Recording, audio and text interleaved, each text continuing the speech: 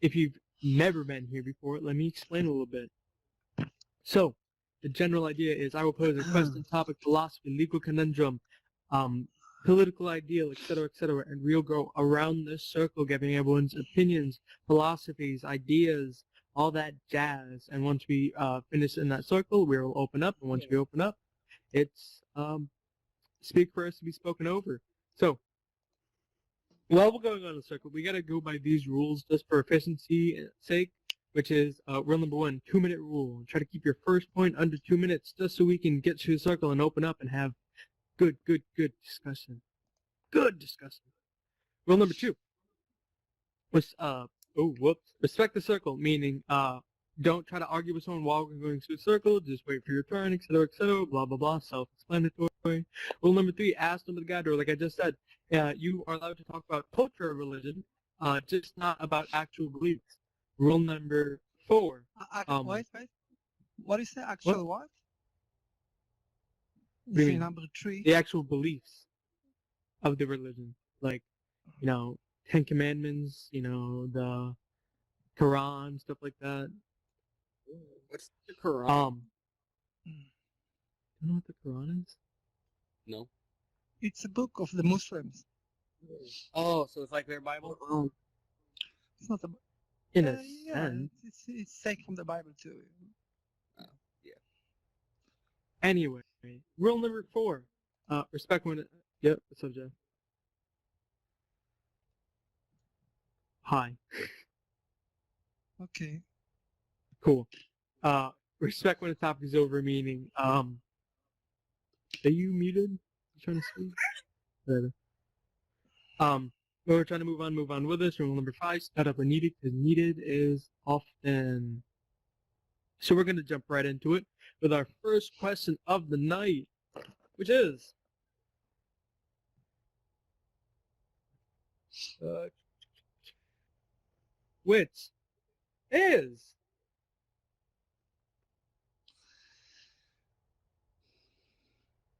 hold on.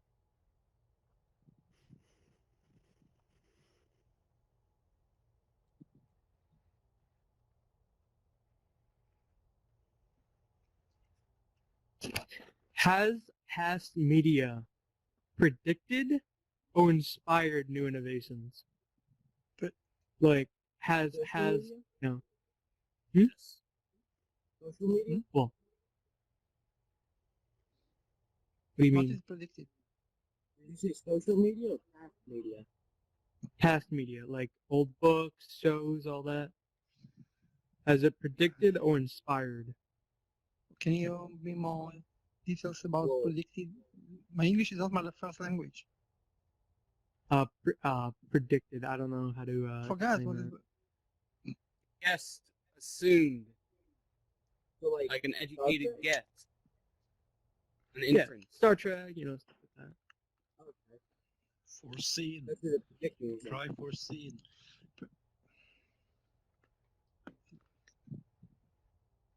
Very nice. You are first. No. Can he start? I will Yeah. be. No problem. Well, I don't.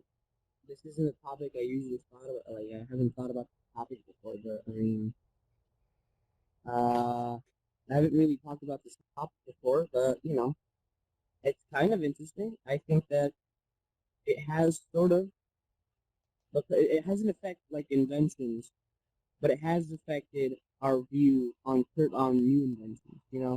Like a lot of old things talk about how all AI is bad, and you could get like rise ups and stuff, and that definitely has affected how we think of AI and robots today. So, yeah. Yes. Alrighty. Jeff, you with us?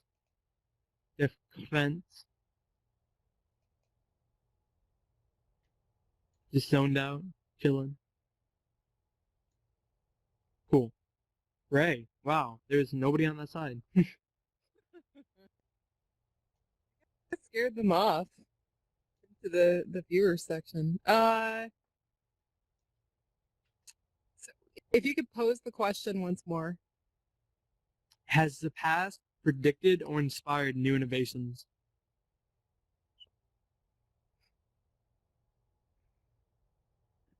Um,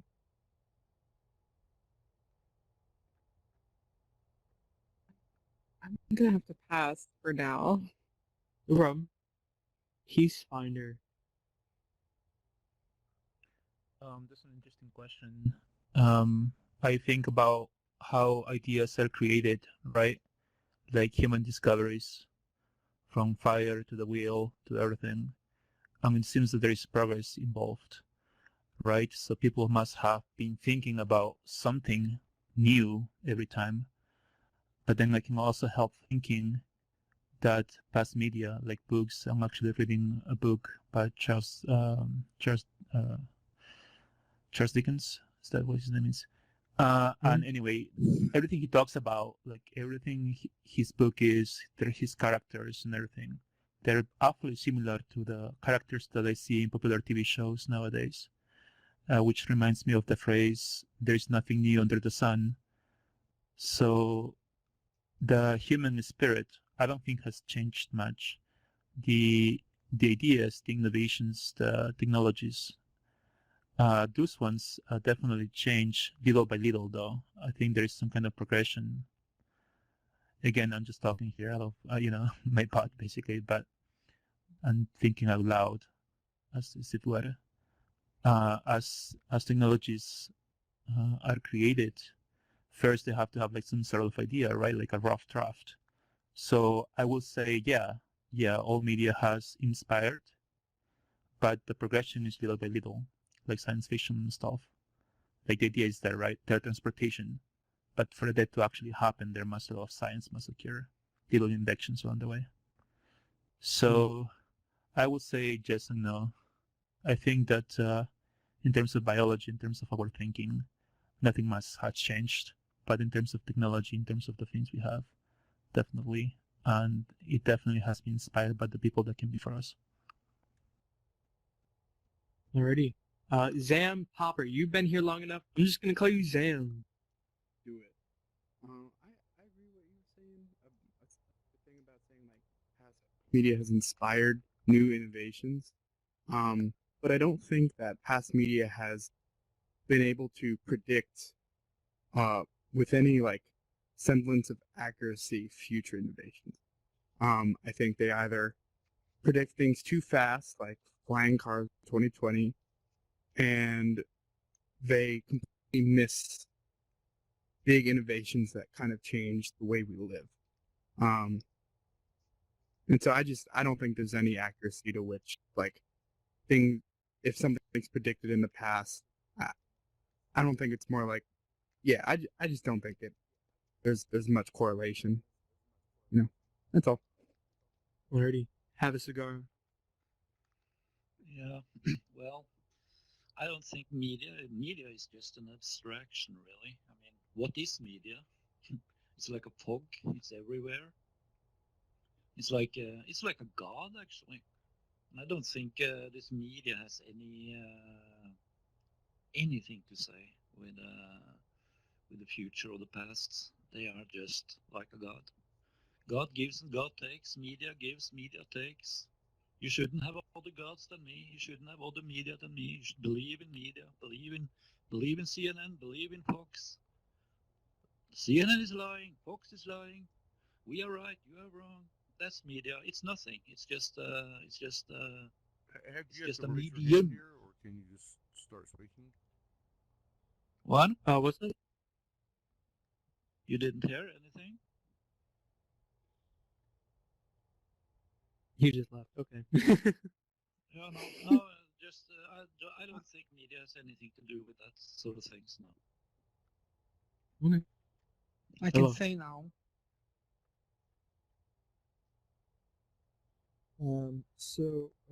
Megaphone. Microphone. There we go. So here's the thing. It's very spotty, right? There are some things that we as society haven't been able to predict at all, like the effect we'd have on the world environmentally and all sorts of other things as well. That's just what pops into my head. But then also, the other thing is that sometimes we get eerily similar, I think it was the early 40s. There was this guy in Xerox Park, was the name at the time, and he basically had a mock-up of what pretty much looks like a modern day computer, where he was editing documents. He even did like a Skype call kind of thing. He did a video call. There were, I forget, but if you look that up, technological demonstration, Xerox in the 40s, I forget what the name of it was, but you would be massively surprised. So, but the thing that we didn't predict there would be how much our social lives would be enmeshed in the internet, and how much, with like social media and that kind of thing. Even if you could think of communicating on the internet, you couldn't really think of how integral that would be to society. So even if we predict the types of technologies we might have, we have an even worse record at predicting what we will use them for. So, but then also we sometimes get way off the mark even with the types of technologies we would have. So I would give that more credence. Like, it's easier to predict what we will have. It is much harder, I would say, if not almost impossible, to predict how the hell we'll use it, because we are people and we do weird stuff with what we have. Okay. Alrighty, Jeff. Can you ask the question again? Has past media inspired or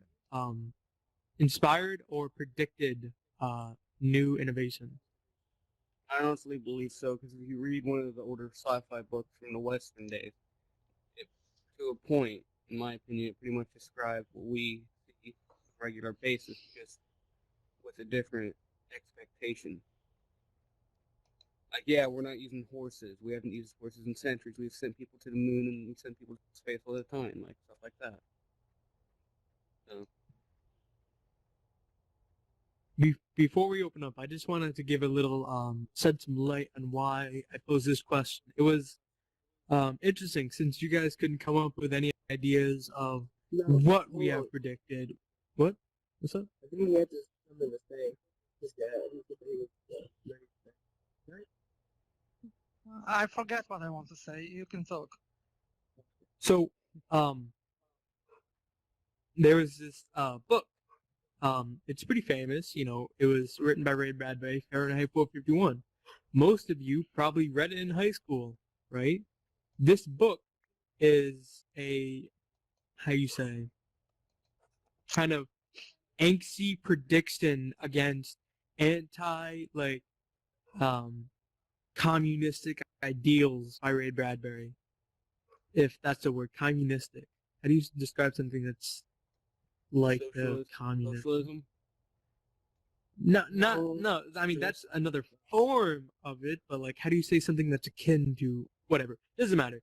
And in this book, the main character's wife, always had these white seashells that she put in her ears to constantly play orchestral music. And if that's not AirPods, I don't know what is, right? So it was, but I've never heard, that was a, inspiration of AirPods. AirPods resist the concept of we had headphones, now we don't, right? So, what happened there? And that's kind of where I came from with this question. But no, now is the time where we open up. The rule here is speak first, be spoken over. So as you speak, you will be amplified. If you're amplified, speak. If you're not, just take a breath. It won't kill you. Take initiative. Be the first one. Who's got something to say? Agree, disagree, challenge some of the ritual combat? What was the question? Does past media predict or inspire new technologies? Or, I mean, it's not the binary choice. It could be neither, too. No, doesn't. A good example would be flying cars. We're never going to have flying cars. It's a stupid concept. You don't Yeah, want a vehicle that's designed to break down randomly, falling from the sky and killing you. That's like the... I'm not megaphone, I'm sorry. I was talking about flying car. yeah. We're never going to have them because cars inevitably break down. They're a constant repair job, right? And you don't want something like that just falling from the sky on top of you. So in that form, it shows that media isn't always predicting what's going to be the next thing. It definitely does have influence in my eyes, just because sci-fi nerds now become, I don't know, owners of businesses and push stuff. You know, the more I'm surprised. Must. Yeah. Well, I guess I should have asked for clarification on the question, because when you said media, now I'm thinking medium, because like the medium is different, and the media but I did like your story about the seashells, and then being akin to the AirPods. Like the camera obscura is itself sort of like, it's like the beginnings of photography. Just a pinhole in the wall with light shining through, then turns into creating a lens to refract that light, and then the creation of silver halide film to record that light. So, I would say like the past mediums have influenced the creation of new mediums. You guys can hear me okay? Yeah. Yeah, so I think I think the question might be a bit off here, because it seems to me like what human thought generates, or how it grows, is with questions, right? So the question of the AirPod could be, is there a way to listen to music without anybody else hearing you? So if somebody who's never heard of headphones before thinks about this idea, he starts to try to create ways in how to do it, right? So I don't know about media per se, but I understand the idea of creating ideas by creating a question or creating a problem.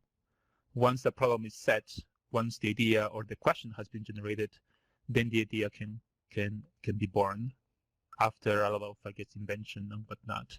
So does media create inventions, or does it have an effect in the future? Yeah, definitely. But it's not something like it's like miraculous, or like like some kind of vision or magic or something like that. It's more like very logistic. Oh, there's a problem. Let's generate a solution. Oh, you wanted this. This is how we can make one. You want flying cars? Well, let's try and see if it's possible or not. I like very that, nonlinear. I like that idea of idea propagation, because personally, like that that's the, as you say, what, the myopic march to death. That's what people think life is, right? Where it's propagation of idea, or no, propagation of problem, right? Idea, solution, and then solution has undeterminable consequences where you need to continue on that until your heart stops beating, right? You're born, right? You need to breathe. You start breathing, you need to breathe harder, fill your lungs, like it's all in levels of... Well, like 3 different people came up with the light bulb at the same time that, I'm sorry, not Benjamin Franklin. Shit, why am I just blanking on this? Edison, I'm sorry. But anyway, there were multiple people that ideas came up around the same time period. So that has happened before, where it's like people will have similar ideas and they pop up around the same time frame, which is weird. Tesla wasn't the first one to come up with AC current. Oh, AC current's a bit stupid because it's alternative current, but I think it was some Swedish guy, and then AC was just pushed it harder and lucked out with getting a contract. So that's not relevant at all. I just find it interesting. Like this thought of this self-fulfilling prophecy, where there is always going to be problems, and you always need to come up with solutions. It's just like, No, that's not accurate. well, I mean, I feel like that's how most people live their life, right? Like, It sounds depressing. it is. It's a depressing thought in that it's removing the grandiose thought of purpose and applying it to a very like kind of lab rat sense, right? Where you don't have to do this, you do it because some urge tells you to, right? It removes the whole honor of fulfillment, you know? But the thing about that is I don't necessarily see those two views or those two ideas as necessarily conflicting. You have your base urges or your urges to do whatever it is you want to do, but what we as humans do is we build stories around that. And so both of those things are happening at the same time in parallel, and they enter, and our ideas about what we're doing and what we have to do anyway are interacting with each other. So I don't really see those as fighting so much as like two different things that interact with each other as we live our lives. But I could be wrong. I don't know. Well, then where do you draw the line, right? Where does self-fulfillment and purpose begin?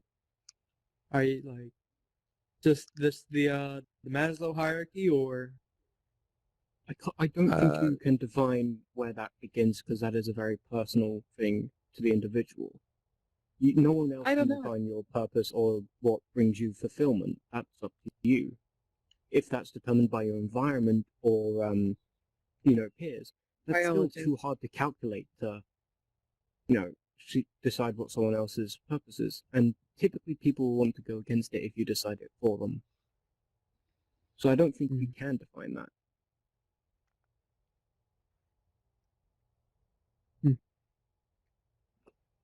Going like, going back sorry. To Tesla and his creation of the AC alternator. If you two people megaphoned him at the same time. if you guys have seen the design of it, of the AC alternator, it's actually a very clever thing. It's like has magnets and wires, and the wires like in a loop, and then you twist the thing, and it creates alternating current. And it's like I think previous inventors or previous people or physicists and whatnot, have been amazed at it. Like, how did he come up with this? He must have had some kind of vision. And I am here asking everybody here as to where do you think he got the idea from? I think there is like biographies or whatever of him, like when he's creating his ideas, he pictures like a black noise or something, and the ideas come to him and whatnot. And it seems to me like amazing. So basically what I'm asking is, where do you think amazing ideas come from? Like, is it in us, or does it come from somewhere else, like a kind of weird alien kind of Well, thing? I think... Sorry. So I was going to say, I think the internal my personal view is that internal dialogue and yourself is created from your environment and peers, which I brought it up earlier. I am open to say some of it's probably up to biology. I don't know biology that well, so I don't typically speak about it, but it's probably a point of view to apply to it. Other than that, I think it's just training how like your brain decides to make paths and joints between, and because your brain is just one big neural network, right? So, yeah, I don't know. Creating that's exactly what I was gonna say. Like where it's essentially like biochemically it's like a motherboard, right? Or let me say a constantly flexing Arduino, right? Where it's or even more basic than that, like a very, very basic computer. It's a network of nodes with biases that change constantly from like a computer standpoint. Exactly. So like it's how it all flows that I think creates the great ideas, right? Like you could stand in front of the mirror, right, and just think of something, whether that be relative to your situation or not, right? Like, I don't know if any of you have ever played D&D, but one of those things is that is that you have to be more clever than your DM if you ever want to get things done, and you have to think of stuff they didn't already think of, right? And then it's up to the die and all that. But what it boils down to is that your ideas will flow differently than others, right? Like Yeah. Mello said, there's 3 different people invented the light bulb, right? But that was because it was relative to the situation. But creativity is so much more than that. It's literally how your brain is built. Well, I don't think I would say it's more than that. I would say that's the expression of that. So the expression of everyone taking inputs and processing them, both consciously and unconsciously, tends globally to result in different people with similar patterns of thinking, and then every now and then you get a different one.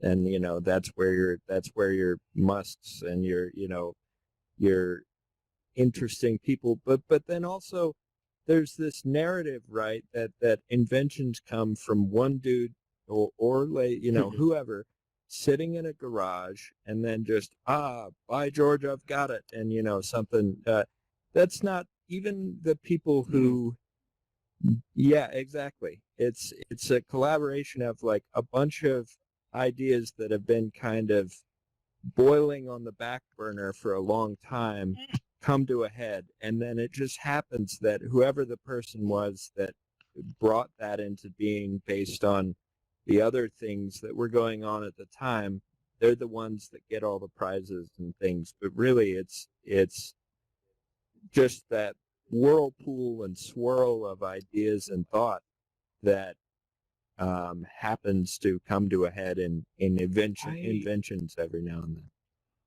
I personally don't like thinking of inventions that way because it kind of pushes the idea that there's a eureka moment in everything, right? I personally like iteration, and like I've been reading up on agile methodologies, if I could speak. Recently, that's probably why I'm pushed against it now, but I like the idea of just working on something rather being consistent than one burst of brilliance. Right, yeah. That's my preference. I That's guess personal, though. That's But I think actually we're both right, because I think it manifests in both ways. Because like sometimes ideas come from a combination of technologies that are already there, and you just put the Lego pieces together. And then other times, and it comes from, like you were saying, consistent work, right? So consistently just adding to something. And then other times, there is that moment where like everything comes together. I think we glorify one of those ideas and the other one gets put on the back burner, but I think both of them are completely valid ways that ideas percolate through a society. There's definitely eureka moments in the world, which are amazing in their own point. I just don't think I'll ever have one. Oh, but yeah, I mean, nobody knows. I view this totally as my, this event, this podcast, all that is totally one of my eureka moments, right? Like I think Mello was there when I came up with the idea for this, but it also come to a point where, I had the initial idea, but then the practicality of doing it was that slow burn, those increments of thought getting me to where it is now, Like, Eureka, there's a flying car, and then how do we get to where the car doesn't fall out of the sky?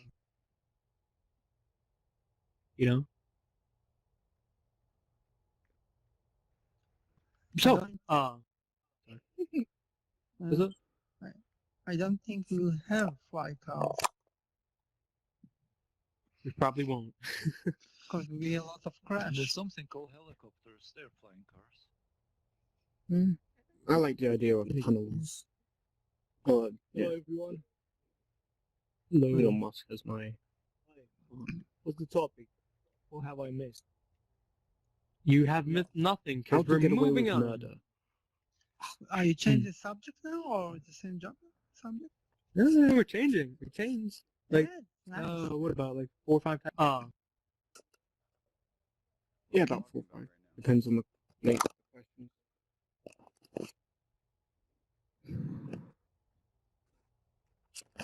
Okay, so here's a question.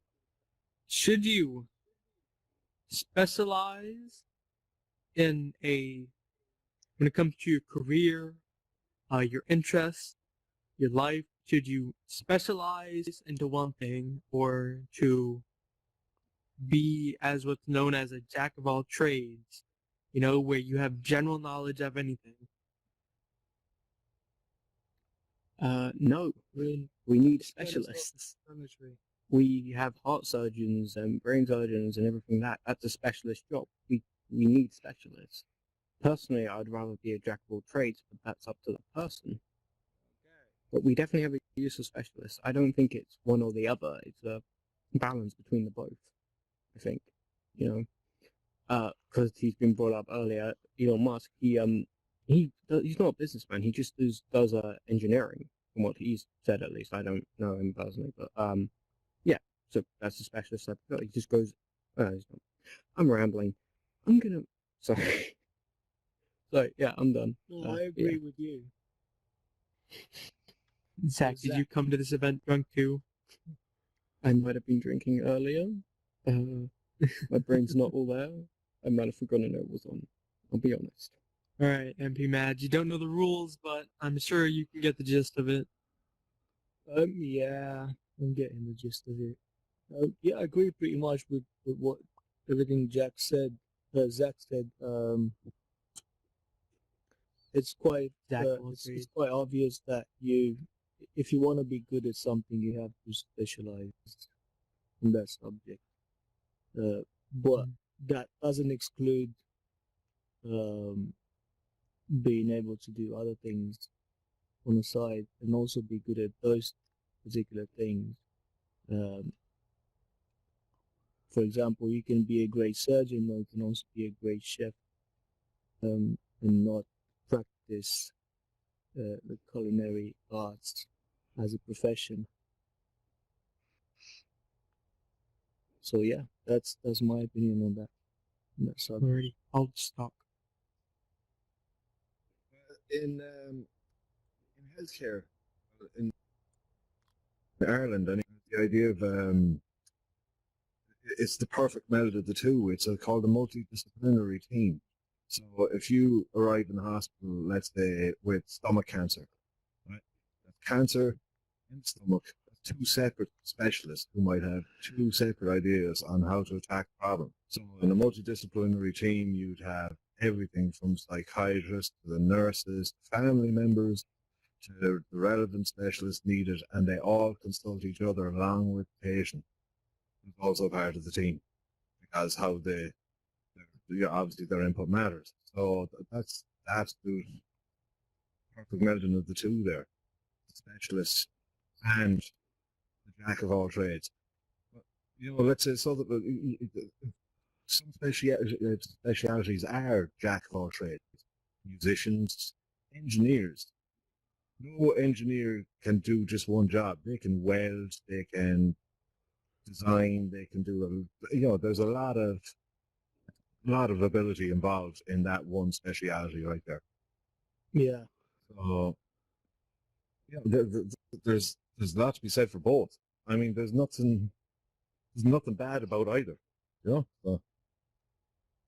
that's all I got to say. All right, JVB, were you here when the question came up? I was not.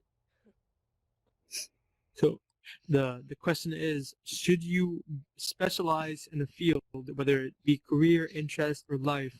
Should you specialize or be what's called a jack of all trades, where you have general knowledge of everything? Oh, should you? I think it depends on what kind of learner you are.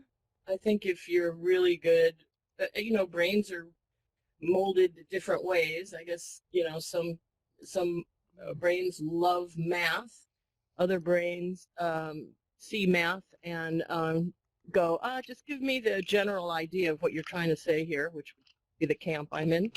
And so medically, that's an interesting angle, because medically, specialized or overall, boy, I just personal experience, my general practitioner is kind of pretty lame, I gotta say.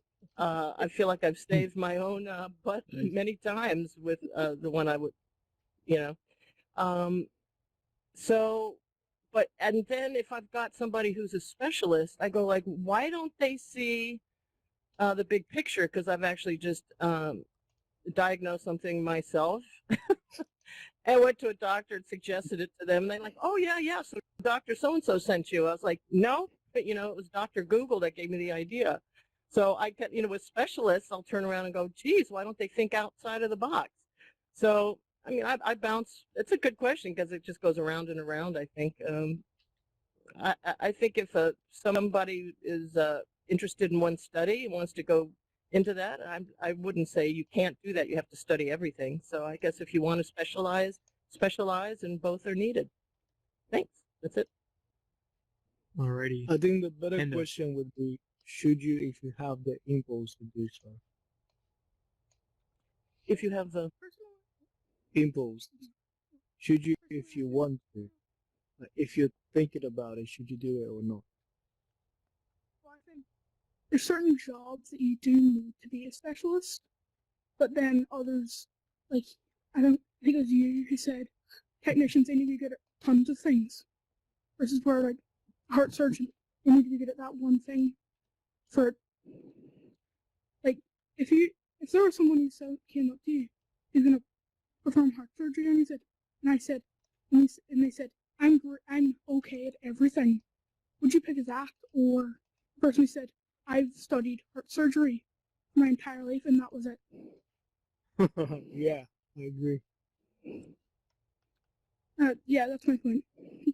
Alrighty, big Ray. I think, are you asking the Yeah, I question just from think a that it's philosophical kind of perspective? dependent on how culture and society is being organized.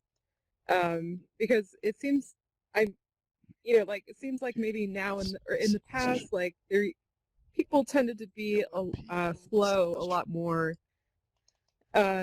between, and it wasn't even considered a profession. It was just like, oh, they chose to study architecture and got really into that, but then they are also a politician and got really involved with that. But our current society, I think, favors specialization more so now. I find specialization to be very intriguing. I remember this. I got a fortune cookie that somehow led me to this story, but it's about Lei Bao.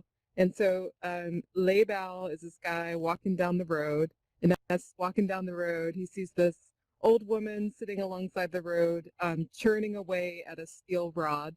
And he stops and asks politely, "What is it that you're doing?"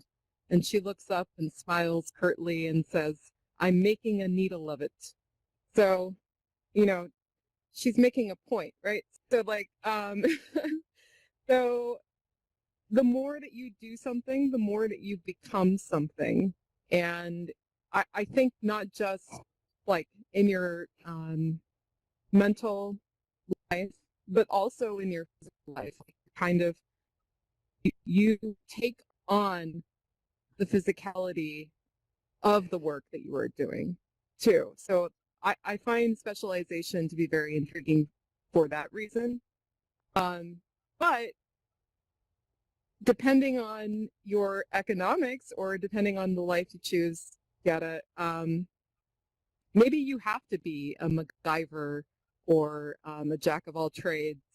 I don't judge either path in life. Alrighty. Leonardo DiCaprio, I think you just joined. Do you know what's going on? Yeah, I know the question. So yeah, could I get one Oh. speaker? Yeah, so I agree with what Big Ray and Panda were saying. Yeah, let me start off by saying, we live in a society, and because of the society, we adapt and we turn into certain things, and because of that, a society that molds people, it molds each and every person in a different way. One person becomes a doctor, one person becomes a scientist, another person becomes a gas station attendant, another person becomes a comedian, another person becomes a serial rapist and murderer, and another person becomes the president. There's all different kinds of people, and society builds and molds these people into what they become due to how the society works. And if there's one thing I know is that society, it really has more of an effect on us than you could imagine. They say there's the nature versus nurture principle. Nature is the environment, the society, the community molding and shaping us in the way that we become. Nurture is how we're raised by our parents, our family, and sort of our upbringing, our nursery school, our kindergarten. So when you think about nature and nurture, you got to think, number one, we live in a society. Number two, everybody, if you guys believe in fate, we're all destined to become what we become. And, some people are going to come more than others, and other people are destined to, right now you have a lot of people that aren't working at all. And that's due to the destiny of the virus. Some people say that it was destiny that we got this virus. Other people say that the Jews control everything, which is absurd. And other people say that, this virus is never going to end. So I think, there's a lot to be said. There's a lot to say about that, but ultimately the society is really going to decide what happens. I mean, look what society gave us. It gave us Joker. I mean, this guy was a maniac. And but really he was in a struggle his whole life. His mother was crazy. He was beaten, abused, and eventually all he wanted was just a black GF. And even that wasn't even real. In the end, he realized he didn't even have a black GF. It was just a made up thing. Yep, cool. Thank you. Thank you. Yeah. He'll probably try to return about 10, 20 more times. But... Did you kick him or did he leave? I kicked him. Just, Was this on the event? You kicked him?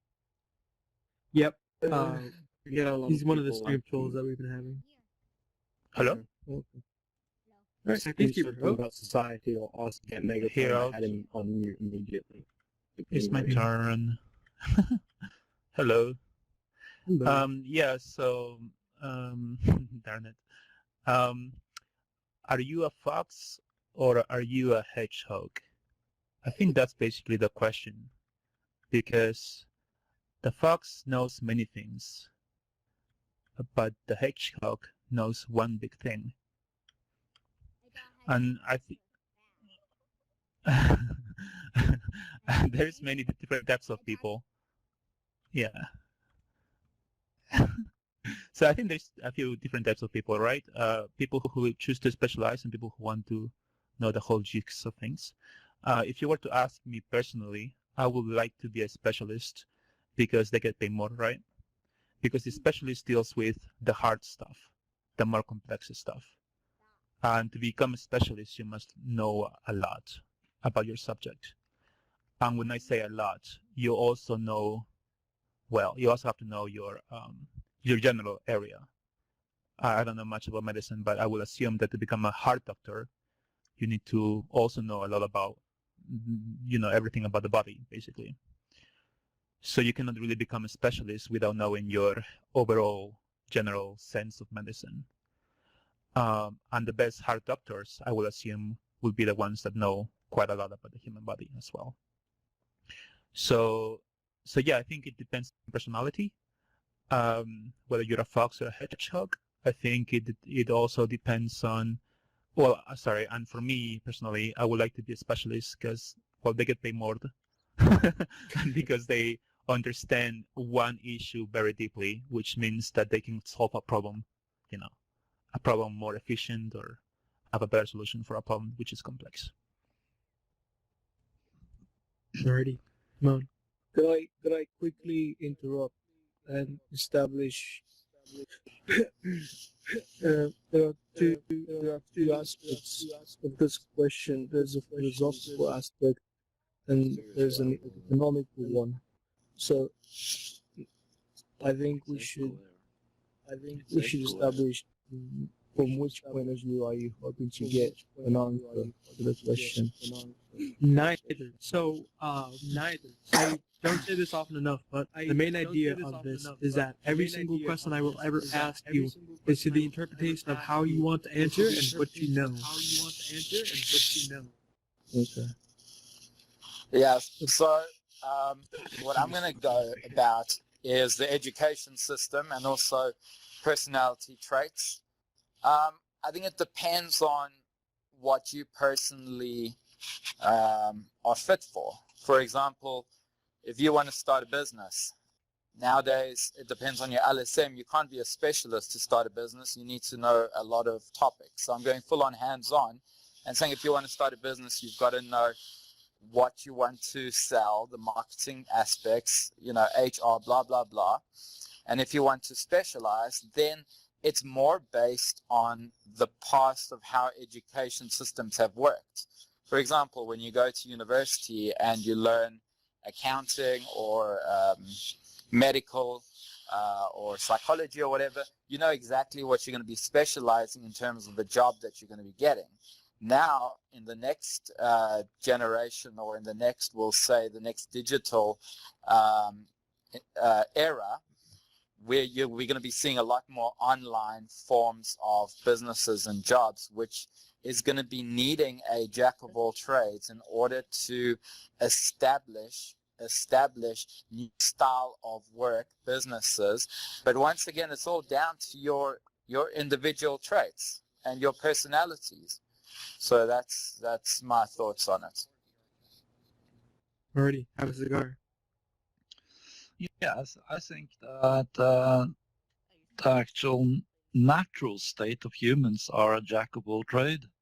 I mean, if you go back a few hundred years in time, and people were farmers, they needed to do everything: make clothes and work the fields and hunt and skin animals, and I think people get more lucky by doing that. And everybody who owns a sailboat know that you cannot be successful if you're not a jack of all trades in a sailing boat. And that is one of the things why people like having a sailing boat to sail around the world, because they have to do everything. They have to repair this and repair that. They have to navigate. They have to know something about weather, how to repair things, the sails, how to make food, how to store food. They need all these things, and it gives kind of satisfaction that you have traveled across the sea and you've done that because you managed to do all these things. And that gives you an inner peace. And if you are an expert, what happens if you get tired of your subject and you spend a lot of time learning something and then you start hating it? What then? Alrighty, Mello. Man, I'm wondering if I should shut up and just let him talk for 30 more minutes, because I completely 100% agree with you, dude. But what I wanted to bring up was there's this concept that I think it was Tim Ferriss brought up of 10,000 hours for mastery, that to master any skill, you need about 10,000 hours. And they did the math once, and they figured out that's about 8 years. So assuming that we, to some extent, and yes, I agree that we won't, it won't be the same. Like, let's say you've been a heart surgeon for 40 years. Yeah, if you've only done it for 8 years, it's still nowhere close to that. But if you're looking for an intermediate between being a complete generalist and being so specialized that, you can only clean, you're a dentist, but you can only clean 1/3 of per one person's wisdom tooth, so if, let's say it takes 8 years to pretty much master a skill, let's say 80% of the way. I'm pulling that number out of my butt here, but then we've got many times over that we can master things. So, you could be a master of many different skills in your life. So I think part of the answer is to stop seeing this as a dichotomy of either you're a complete generalist or you're a complete specialist, but have some proportion. It's like a stock portfolio, right? You got to diversify. So put your time in a way that works for both your personality and your circumstances you find yourself in. So that would be my answer, is that there is a way to kind of do both, but that's up to the individual person. And I totally agree with have a cigar about the new way of working, but that's a whole other rant. Okay. Alrighty, now is the time where we open up. If you'd like to agree, disagree, challenge someone to ritual combat, go ahead. Speak first and be spoken over.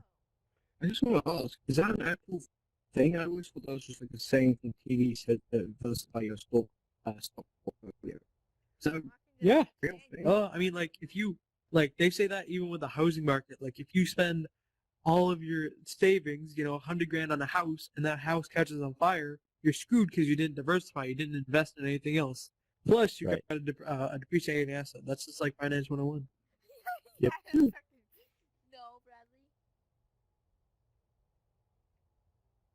Bradley. I don't know No, how well the analogy works for everything. Like, there are a lot of people that do what I just did and try and stretch that analogy to apply to many different things, and maybe it's a bit overused, but yeah, when applying to actual finance, that's I've heard it applied to polyamory, actually. Like, I've heard people say, support from one person is finite, and if you lose that, it's so emotionally scarring that, if you have multiple partners, the recovery from that is easier. I've heard that before. Well, that's a whole other question. The way main way it's always been described to me is capacity to love. Because I think there's 500 good relationships with people, like friends. I think for some people, mostly it's one good, strong, healthy relationship. And polyamory has always been described as you can handle a lot more, but more than just one strong relationship. It sounds a bit I get defensive to say it's a defense mechanism from being hurt too bad. But I have no idea. I've never been in a polyamorous relationship. no, I have family who is polyamorous, but I've never lived myself. I feel like we're skating on our own rule number 4 here. Right. So, to add to the topic, I was thinking about being jack of all trades and how the proportions go. Of course, you don't really want. Oh, shit, what was I going to say? I'm sorry. All right, there you go. So yeah, the proportion thing. You want to be a jack of all trades, and you also want to specialize. But I will argue. I think to me it makes sense that being specialized is important. If you are a jack of all trades, anyway, it's cool and all. But what I mean to say is, society really accomplishes things, right, as a whole with specialized people that know their subject really, really well. Right? That idea of, okay, somebody does fishing, somebody does clothing, somebody does this and that, right? That's what makes society strong. And the more we specialize, the more the society benefits. So I will argue for that. And I will argue for being a jack of all trades as long as it benefits your specialization. Like if you're a doctor, heart doctor, what do you need to know about the human body in order to learn more about the heart? Because I do believe that society has come a long way because of this specialization that we have done unlike other animals. I do think becoming a jack of all trades can be damaging to an extent. But so as a child, I've always been pushed to learn a lot of skills and do a lot of things. I have no fucking clue what I want to do career-wise because there's just too many options. Because people have a tendency to panic when they give just given like endless options. My options are endless, but the same type of thing applies. Okay, too much choice, and where'd you go? Can I say something to that thing? Yeah, things are opened up, right? So. Yeah. I think what he said is pretty accurate. But personally, I specialize in jack of all trades, so it's a really hard job to do. But when normally what we call a jack of all trades is someone that's able to do a lot of everything. Normally it's happened more when people are more isolated. I mean, when they were like a small village in a place where there was really a few people there, a lot of people have to do a lot of job to be able to sustain the society. So it's just like some people are working just like in computer science and other stuff, but they are also like volunteer, firefighter volunteer or something in their town. So they're doing other stuff that they aren't supposed to do, but since the society need those kind of people, they have to wear the other hat to help out. So yeah, so it's just when you have like a really small village, sometimes the the locksmith was like also like the like a farmer, and also like he was like having chickens or something like that. I don't know, just like just trying to find jobs and stuff that a small village would have. But it's just like since they had like really restricted number of people there, some people have to do multiple jobs to be able to make the society work. For sure today, when we have like a really huge town or really huge city, a lot of people can do one thing because other people are there to do the other thing that you need to do. Because when you are working right now, you don't have to care about the sewer. It's like you don't have to care about the electricity or the water because someone else is doing that. They're specialized in this field, but you are specialized in your own field.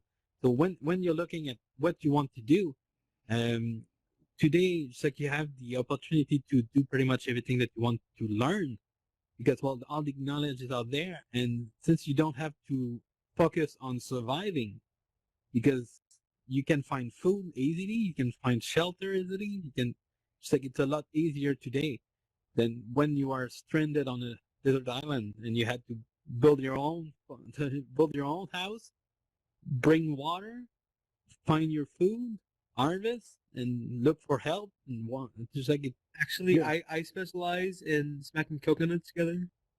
Yes, good. It's just like for following someone, like doing the horse, and just stealing the coconut. Yeah, perfect. We need those, just like in the Mighty Python, Monty Python, Holy Grail. Just like we need those kind of people. one by night. I just a little bit to add to the thing that we haven't talked about, and that is how your brain works. That there is I think there's a lot of people that get burned out, the specialists, because they are focusing on only one thing. They work, for example, if you're a heart surgeon or something, that is the only thing you do.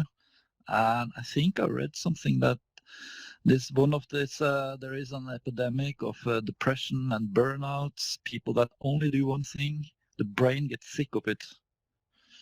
Yeah, that's why what people really, if you ask, for example, let's say you ask an architect or an engineer, heart surgeon, what do you really want to do if you could do exactly what you like to? Then he say, I'll go into the forest, hiking in the mountains, having a campfire, making my own food, hunting, fishing. And that is maybe because he subconsciously want to do other things. And I'll bet that there's a lot of burnout people that they only focus on one thing. And that's the only there's thing they one do. point.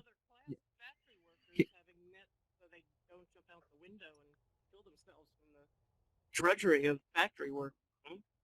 Yeah, they're specialized on putting two But parts that's less of a together, and then they choice, put though. another two parts together, and that's specialization also. So, But actually, the question that they ask is like what you really, really want to do in your life.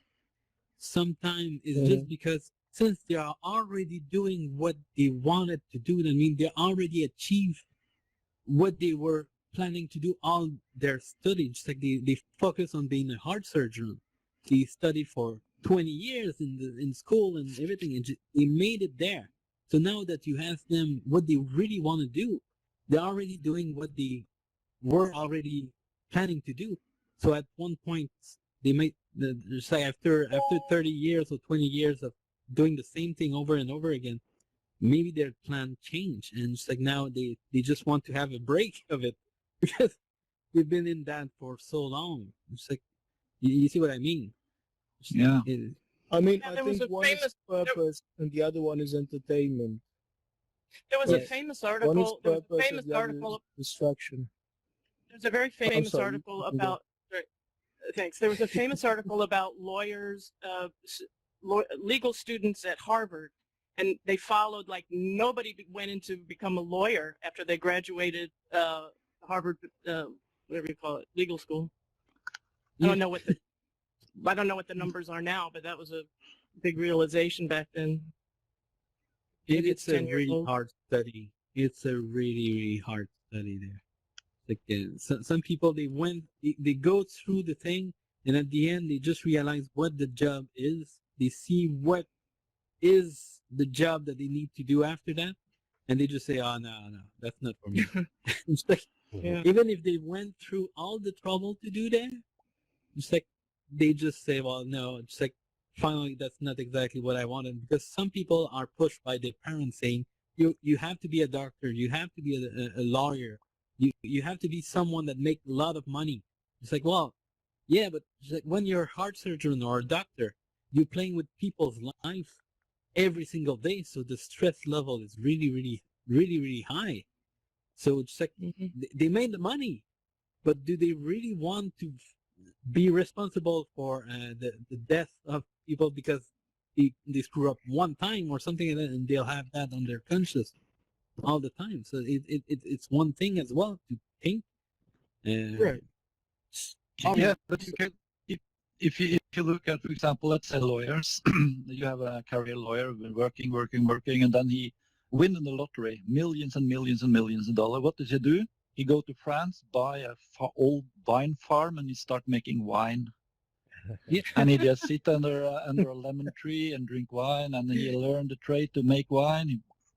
And he do all the kind of bits and bits on this farm and repair the roof, and that is the true happiness. I mean, there's a lot of people that do that has a dream, buy a little farm somewhere, produce wine, whatever, olives. Just do kind of become a jack of all trades. Me included. I can add one thing as well. Sorry, it's like I have a thing to say.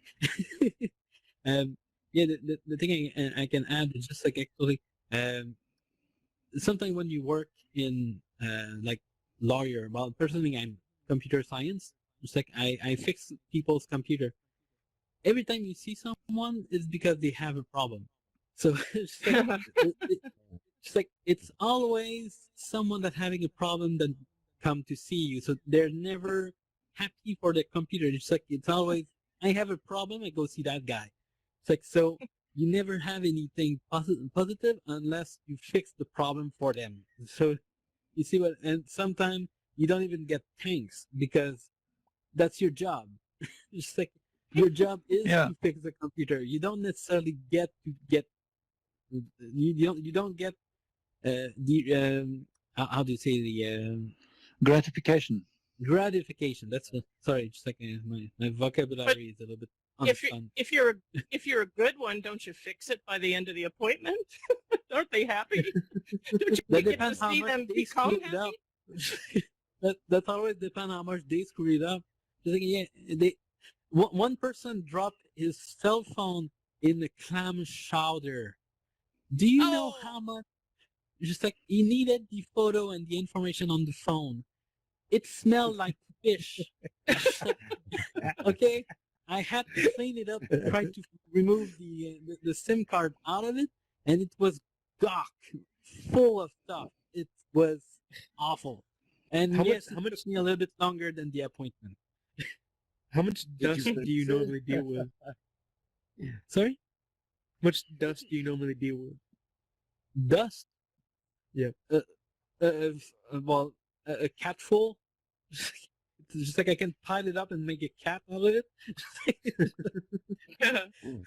So, before we move on, I just want to make this final point. Like, you can't discount like what you learn about what you do for a career in improvisational skills, right? Like, I'm sure people who work in tech or doctors and stuff don't know, like, they're not walking textbooks. They're they have information on this, and they see the connections between it, and then that's where the improvisational skills in, and that's where the protocol comes in, right? Like, I'm a doctor, right? I listen to someone through a stethoscope. I hear their lungs have an issue, right? I make that connection because I think of all these stuff that could happen, right? Like, how's their diet, how's this and that, like how it affects them and all that, and then they get to the conclusion of the symptom. Then they follow protocol, right? Like, if you work in tech, say you build PCs, right?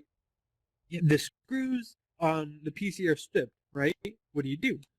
You drill them out, right? Well, yeah, just like depending on what kind of PC that is. You need a drilling specialist. Yeah, well, do you learn that? Like, is that something they teach you? Well, actually, for the for the screw, yeah, for sure. It's like drilling out the screw is more like well, we had technique because we have like different kind of screwdriver that can drill inside the screw while you turn. It's like a reverse.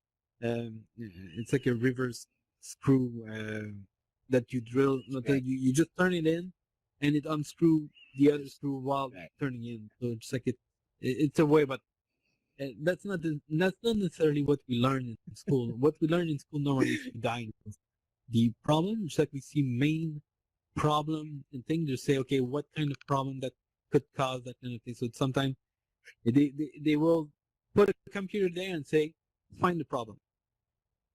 And you have like to plug it in, boot it up, say, okay, it doesn't detect the hard drive. Finally, it's just the cable is not plugged in properly, or the cable is bad. You have to replace the cable. You finish the boot up. Okay, the boot sequence is not in order. It starts from a USB key or something like that. And so you have to go. Just like you learn you learn technique for every step of kind of problem that they have, but it's all experience. It's like everything you do is from experience. It's just you learn the base, how a computer works, why it's working like that, and after that you say, well, why isn't it doing what it's supposed to do? And you extrapolate from there, saying what could cause that kind of reaction. So yeah, we can go for the next question. Yeah. So it's about that time where Thank you we for have to sharing. move on to our next question. No? Okay. It's about that time. Oh. MP, you have to talk when no one's talking. Yeah, I'm gonna stop talking now.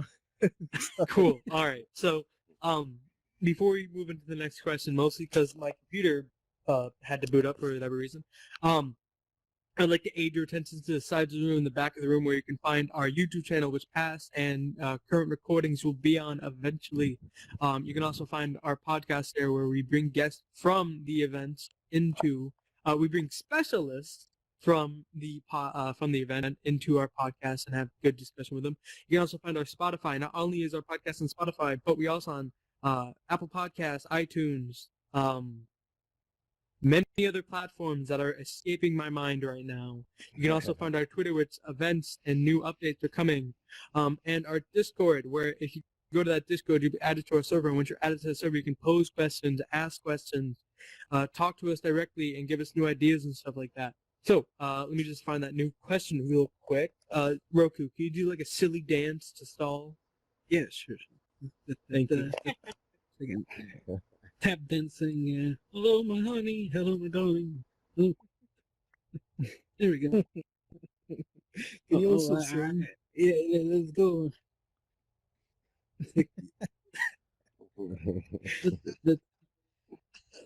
I don't think I have that one yet, but it's like it's coming along. Can you also sing, Roku, please? Yes, I do. It's like, yeah. Okay, so good. You can finish dancing. Yes. The new question is, well, let me just explain real quick for people who joined. So, if you've never been here before, welcome. Here's the idea. I will pose a question, topic, philosophy, legal conundrum, political ideal, and we'll go around this circle, getting everyone's thoughts, philosophies, experiences on the question. Once we do that, we'll open up for discussion, but we got to go by these rules first. 2-minute rule. Try to keep your first point under 2 minutes just for efficiency's sake.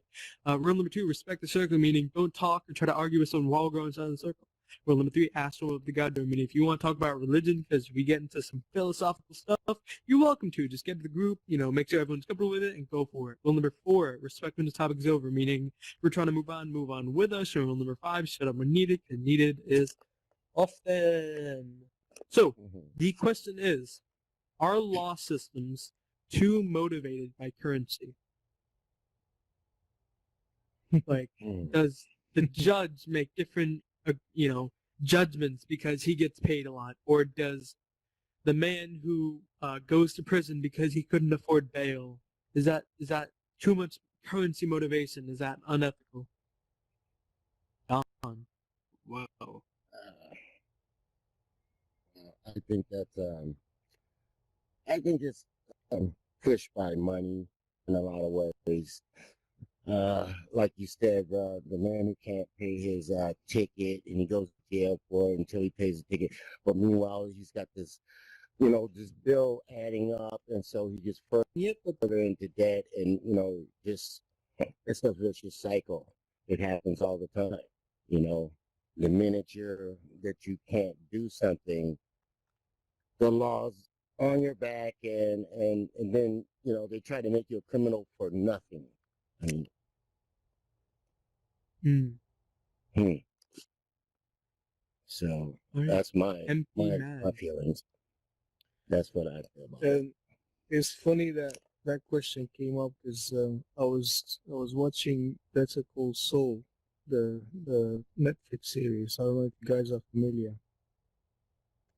Just spin off on the Saul Goodman character from Breaking Bad, a prequel to Breaking Bad.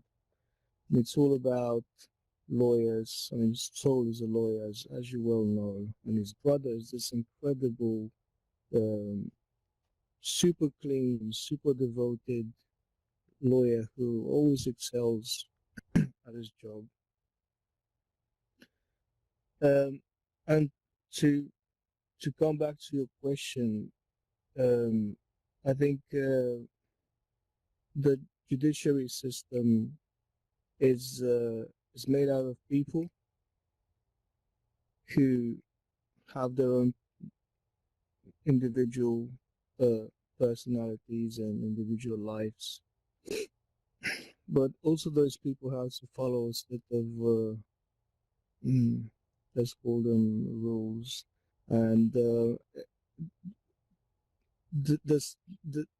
laws that have been built up through time, they become part of the system, and it's like it's a monster of its own that kind of gets out of control, and it's like a vicious circle where the lawyers have to follow the judiciary system, but then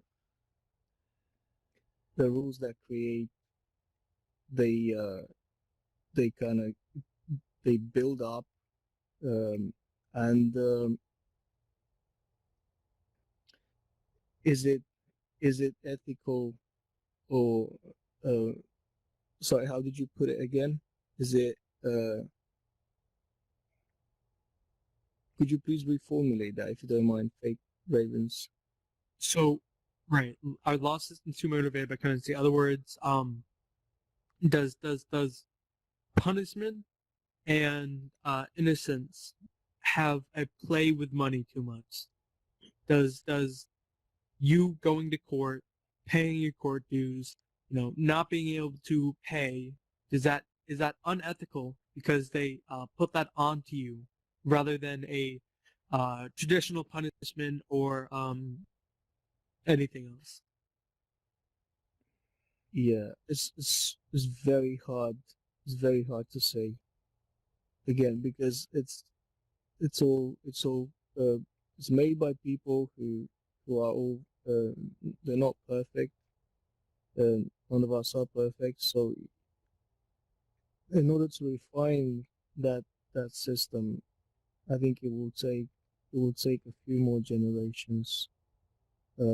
So yeah, I do not think it's ethical, but I don't think it's very easy to solve. Alrighty, headboard. Yeah, sorry for rambling too much.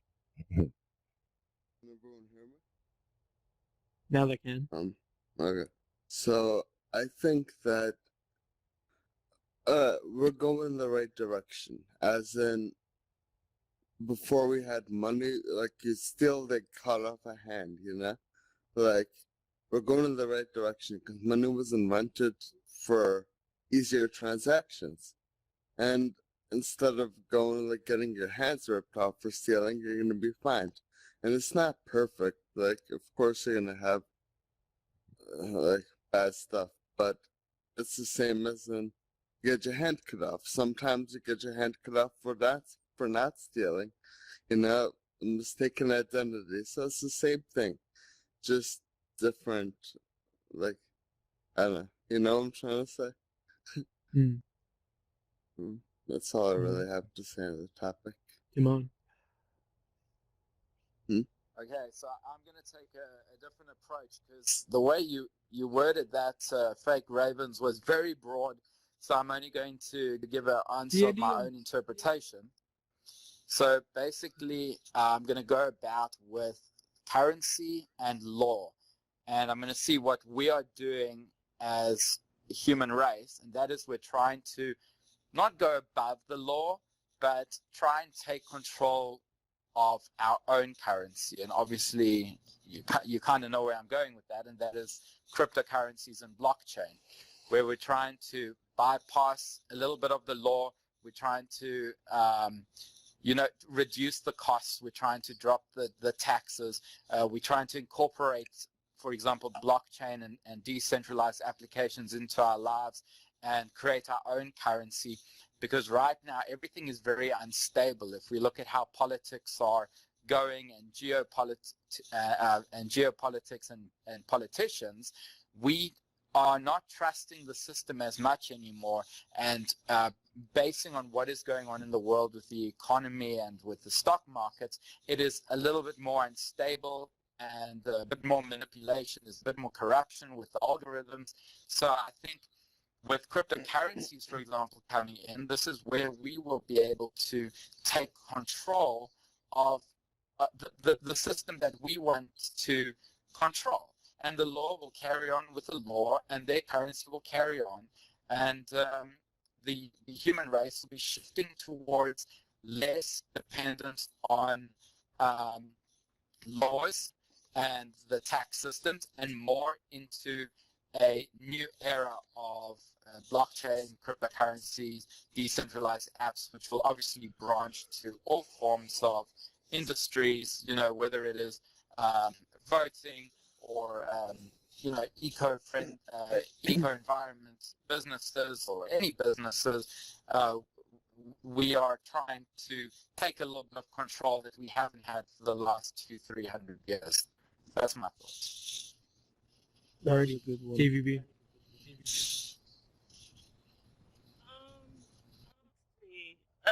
Slightly different angle to this. If I can rephrase it, should money be the incentive for laws, something like that. So I think, theoretically, no, because it's called it's the justice system. And if somebody kills somebody out of rage, that's not necessarily stealing somebody's money, but yet they still need justice to be served. However, practically and realistically, what's going on I can only speak for the United States right now, is absolutely we need to separate the profit that's in the legal system right now, the private prisons, the feeding from high schools, getting young people in to do, incredibly low wages. And I don't want to go off on reform the legal system in the United States, but I think we used to think one thing, that, it's justice is blind, and that's the ideal and that's the goal. And I think with the Black Lives Matters throwing down the towel and saying, this is it, we're getting a real hard look at the reality, and that it's set up for profit. It just totally is. The prison system is not separated from pure theoretical justice. That's it. Thanks. Alrighty. I think absolutely the answer is yes, but not in the obvious and apparent way. I don't think the judges and the way they judge, and so I'm mentioning the UK system. My perception is it's similar in the US. There are lots and lots of lawyers who formed a kind of, cartel's not the right word, they've created this professional practice, right? And they coin in the money, right? For example, Roku was speaking earlier about how he fixes computers, right? These people are fundamentally less skillful and less productive than him, but probably charge 5 times as much per hour, yeah? I recently had a civil issue I had to deal with, and the lawyer tried to charge me £20 every time they answered an email. Yeah, I mean, to answer an email cost me £20, right? Well, it didn't, because I managed to beat them on this, but that's another whole story. There's this whole professional layer, and I'm afraid that needs completely removing and slimming down. Yeah? I think the judges and I think the high level of the law are good things, but there's this deliberate, most lawyers are really actually very rubbish at their job. All they do is use what's called boilerplate contracts. Yeah? And I've had to deal with lawyers in various things about intellectual property and civil disputes and so on. And when you take them off of the obvious track, you suddenly find they're not actually very able, If, for example, Roku meets a computer that someone's filled up with clam chowder, he knows what to do, right? It's not on the manual. There's not a boilerplate, what do I do about clam chowder computer, right? And many of your lawyers, okay, they sweated hard, they paid a lot of college. Sorry, Roku, what was it? Well, when you boil it down, there's the clam chowder is better. Sorry about that. Yeah, but I'm sorry, I can't agree with Timon that cryptocurrencies are the answer, because that's a sort of abstention from the law. And the law at its highest level is a good and important thing, and the cryptocurrency argument is a different question, but it's intellectually bankrupt, because if cryptocurrencies start doing a lot of the things that these people promise, then new laws will be introduced. It's as simple as that. But the key point is, fundamentally at the high level, the law is good, but there's this low-level set of practitioners who are creaming the money in, and we should clean them out. We should clean them out. We should get to a simple system where it's not about precedent, it's about simple argument.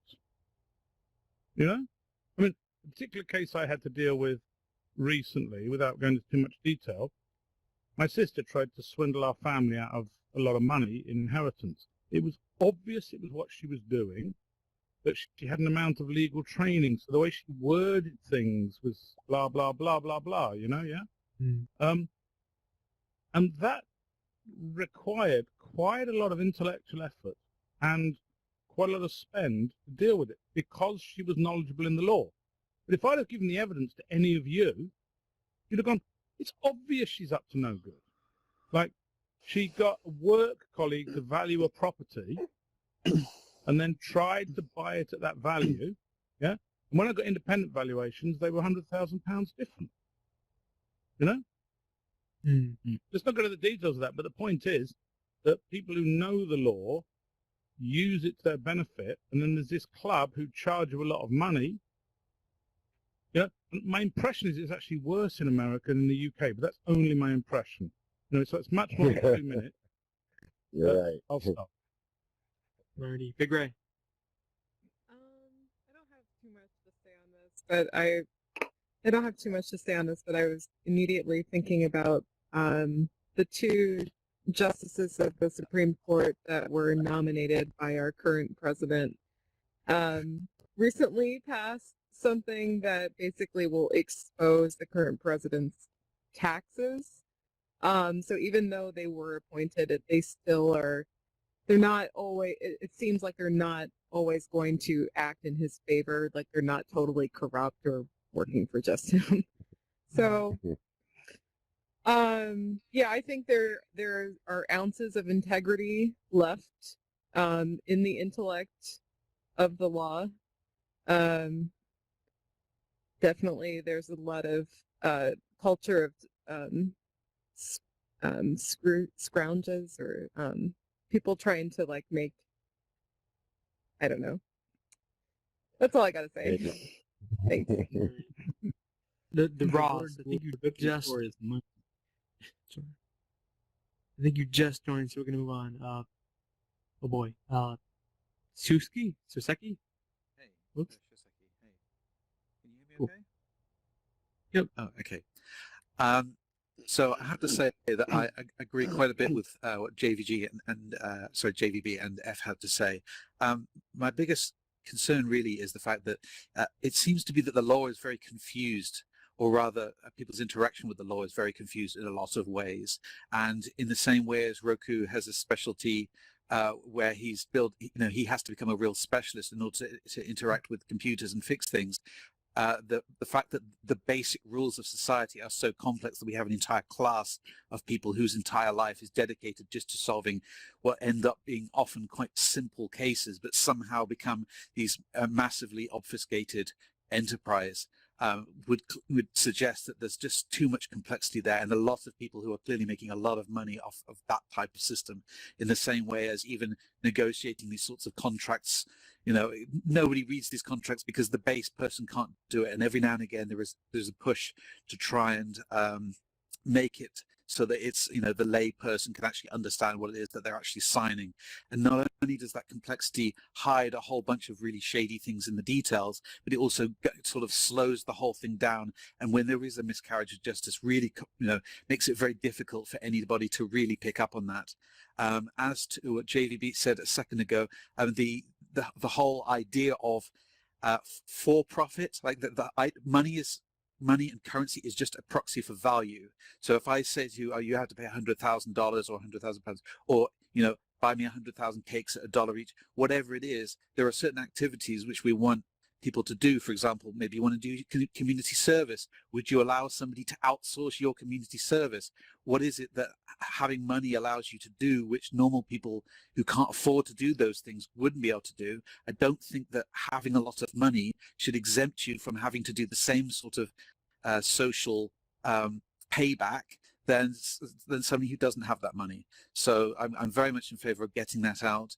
As for the complexity interaction between like the political class, the people who are making the laws, things like for-profit, prisons, that whole complexity is, I think, is just a complete giant mess. I don't know how much that is in the UK. It sounds like it's happening a lot in the US. The law should just be really clear and enforced, and that's it, as far as I'm concerned.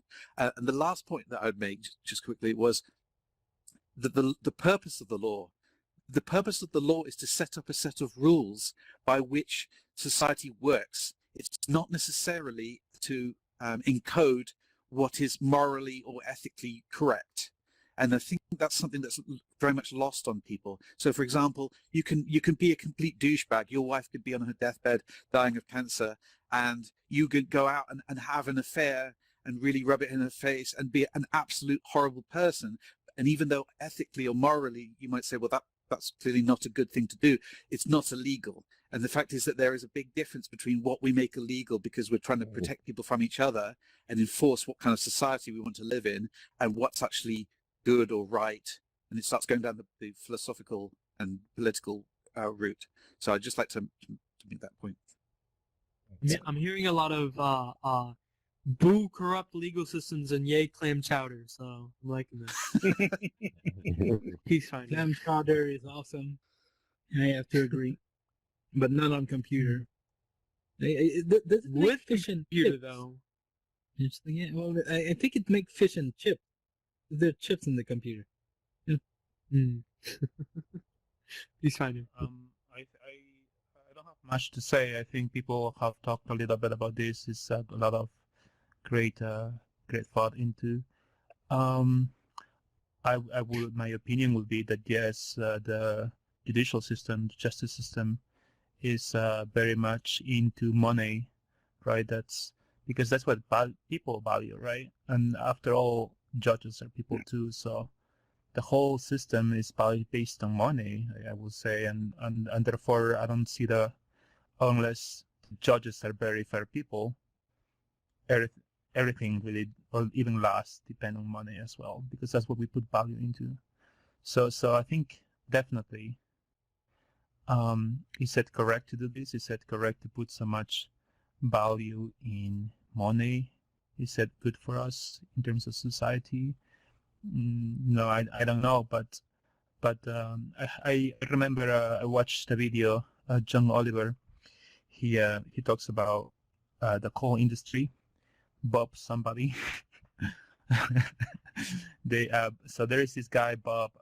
He's a coal giant or something. Has a lot of industries in the coal industry, and he's super rich, and he has been sued a lot because of malpractices. He does unfair things a lot, and the workers sue him, and then he sues the workers back.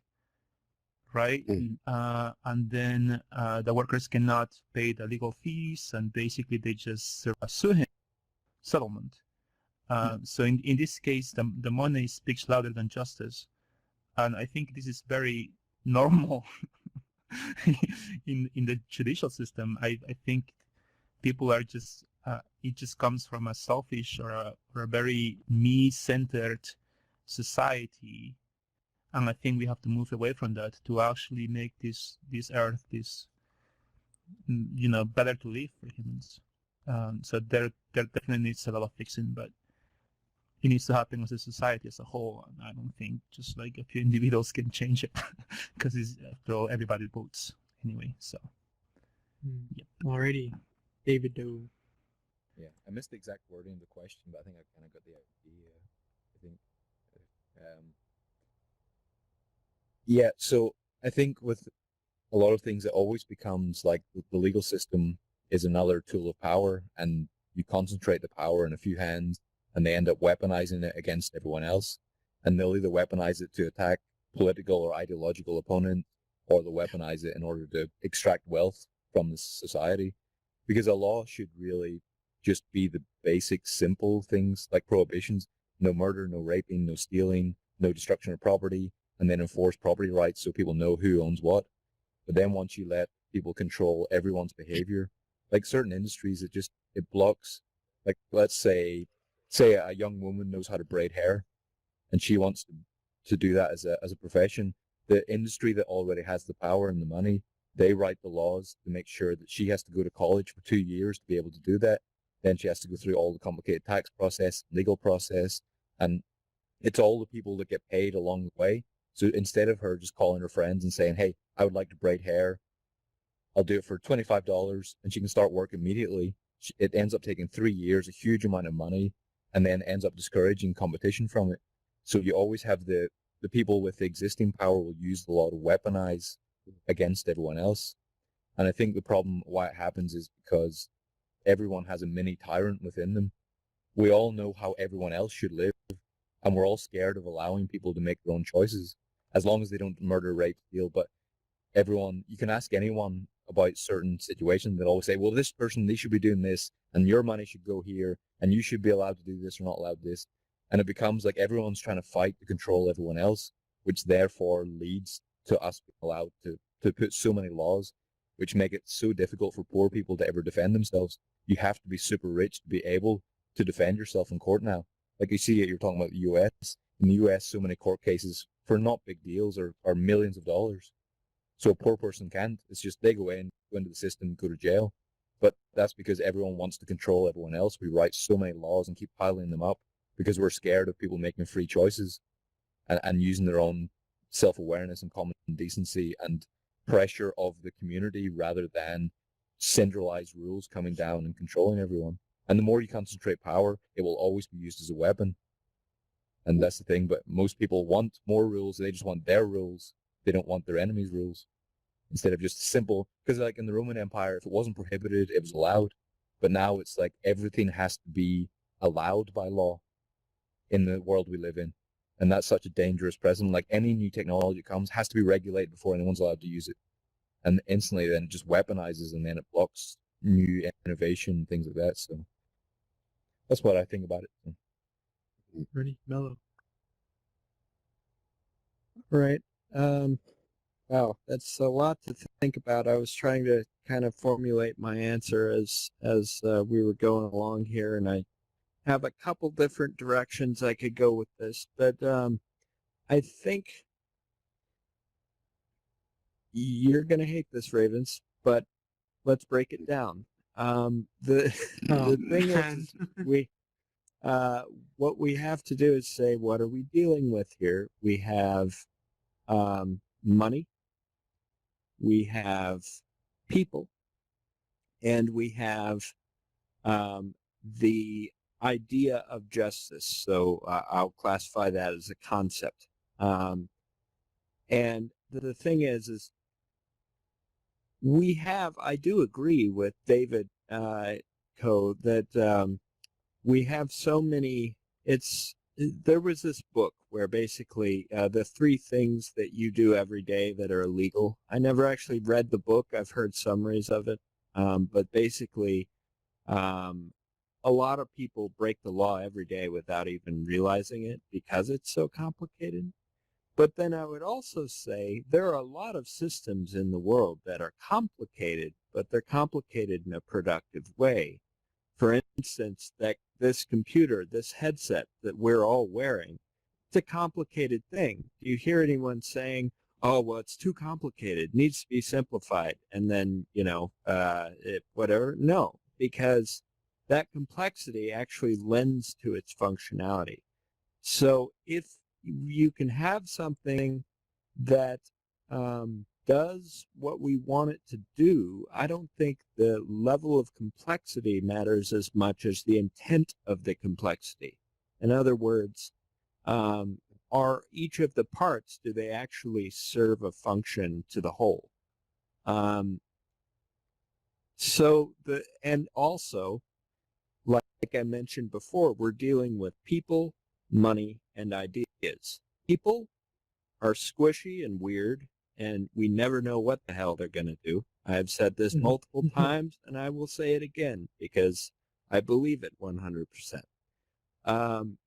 The money is another complicated system that we've built up of, interacting with each other, but really it's just an expression of relationships between people. So I would almost fold money back into being part of the people problem. And then ideas are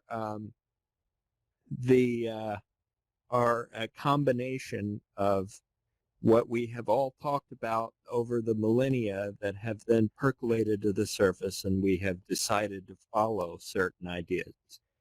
And yes, I know I'm going very large and very big here, but I think the thing is that all of this has to do with how humans think to interact with each other. And the big question is can we change our actions in such a way that we can interact with each other in a better way? Because all we can do is individual stuff, right? So every one of us has to go, oh, what do I want to do today? And somehow that all has to add up to something that we don't get nuked in the end or all die somehow. So, but then from a smaller standpoint, I think a good example would be patent trolls. There is basically a patent troll is someone who doesn't make anything, doesn't actually contribute at all, but if someone buys up the intellectual property of an invention or even a song or many different things, and then if someone say, oh, I don't know, some music group that works with YouTube, that's the big thing now, is if someone sings that song or tries to use I think the button on the side of the iPhone is another example, then that company sues them. Half the time, it's not even the music company. It's another company they interact with. So really, they're creating nothing but obstacles to the rest of so that would be an example of complexity that expresses itself negatively. But I just wanted to throw that idea out there that we shouldn't always associate any kind of complexity with negativity. I think that's something people tend to do sometimes that I think has long-term bad consequences. But anyway, all right. Sorry, I just got to ramble sometimes. I'm sorry, everybody. No problem. I you go. updated the rules for that, so it's okay. It's okay. I'll take back the microphone and the megaphone. Yep. There you are. Uh-oh. Okay. Okay, there we go. Okay, and 2 minutes. Okay, let's try to fit that all in. Okay, when we're talking about lawyer and the fact that they get paid a huge amount of money for doing barely anything, just like that's pretty much what I think F was doing. Like it was rambling if they to achieve point. You have to remember two things. First, he had to study for about I think it's 7 years to become a lawyer. After that, they became like an intern, and they just have to work their way, learning the law and learning everything. Because the law is something extremely, extremely complex. Wording is everything. So if you have to make a pattern or make a deal, selling a property or something like that to someone else, every word on the document have to be exact. If there's one comma somewhere that doesn't fit there, it can void your contract. So that's why they're paid that much money for doing just reading a document and doing that, because they know the law, they study it, they know exactly what needs to be done correctly to respect the law. When we're talking about the money in the justice system, I do find that extremely stupid that someone with a lot of money can pretty much get away with anything just by paying out his bail. I mean, just like he can hit another car with his car, just like you say, well, it's you injured someone, you have like a $10,000 bail or 5 years in prison, and they just pay the money and just they're scot free. Just this is extremely stupid because that's how people they don't learn the lessons if they can just get bailed out. It's like the rich kid doing stupid stuff and their father paying out for him, and he go do it again 2 weeks later because he didn't learn anything. He just got his father paid for it. So that's something I really despise. I know some judge will be more humane and deny the bail to some people to show them a lesson, but some just accept the money and that's it. And like I say, if you look at the criminal side of the law, where criminal just pay off policemen or just like the city security just so they don't look at their crime, or they ignore this section of town while they're doing a crime. It's like a little bit. I'll just move to what was it? It's the Prohibition time with Al Capone. Al Capone owned half the money and half the city. It's like he paid off every cop to be able to do whatever he wanted, whenever he wanted. The shipyard and everything, he was moving stuff around, and the cops were just ignoring it. But there's one guy, it's like that, made a team and managed to break his thing using money, because they got him on tax fraud. So it's just like he didn't file his tax properly.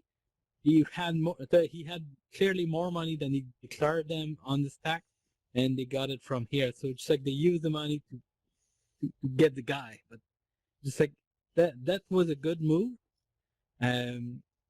Reverse it, I guess. But yeah, the justice system today, it's extremely broken, because a little bit like what's going on in the U.S. right now. Just like there's a lot of people doing riot and destroying property, destroying stuff, and people are bailing them out. They are paying for their caution, so they just get released right away. So they're doing stuff that they shouldn't be doing, and they don't get the let's say the consequence of their action. I know they have a motive. I know they have like a goal, but sometimes just like breaking stuff and just like destroying other people's property and other people's life is not necessarily the way to bring to bring their message around, I guess. But yeah, it's part of the money in the system, I guess. So yeah, I think that's pretty much it. I tried to fit it all in. Alrighty. So, now would be the time where we open up, but we don't have enough time for that. So, I'm gonna end it here, and you guys are free to have that conversation, to agree, disagree, or challenge people to ritual combat. You're in charge. Good chat. So, before we go, I would just like to aid everyone's attention to the side of the room and the back of the room, where you can find our YouTube channel, our Spotify, which we're on more than Spotify. We're on Apple Podcasts, Google Podcasts, Castbox, so many other podcast platforms. Find our Twitter for news and updates and announcements. You can find our Discord, which by following that Discord, you will be added to our server. And once you're added to our server, you will be able to ask us questions, pose questions that we'll ask in the event, and come up with ideas with us. And you can also see the times and dates. So we do this every Wednesday and Sunday at 7 p.m. Eastern Standard Time, midnight UK, and like, I don't know what, like 5 o'clock EST. Mello? Yes. Let's see. It's 4. Let's see. 4 o'clock. So it's 4 o'clock. Yeah. Okay. So that wraps that up. I'm gonna have to leave. Adios, everyone. See you at the next event.